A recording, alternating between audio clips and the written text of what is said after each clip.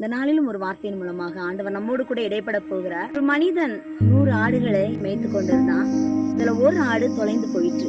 99 ஆடுகள் இருந்த பிற்பாடும் அந்த ஒரு ஆடு வழி தவறி காயப்பட்டு வேலியை தாண்டி போயிருமோன்னு பயந்து இந்த மேய்ப்பன் அதை தேடி திரிகிறான். அந்த ஆட்டினுடைய சத்தம் கேட்டாவது அந்த ஆட்டை எப்படியாவது காப்பாற்றணும் எவ்வளவோ பிரயாசப்பட்டார். அந்த தொலைந்து போன ஒரு ஆட்டை கண்டுபிடித்து அவர் மகிழ்ச்சி அடைகிறார்.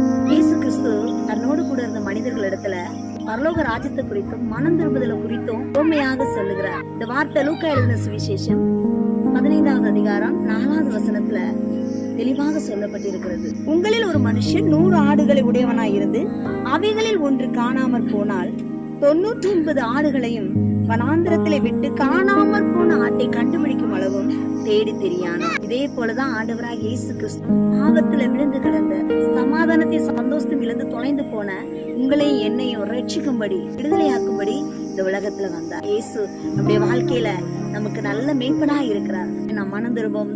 God bless you all.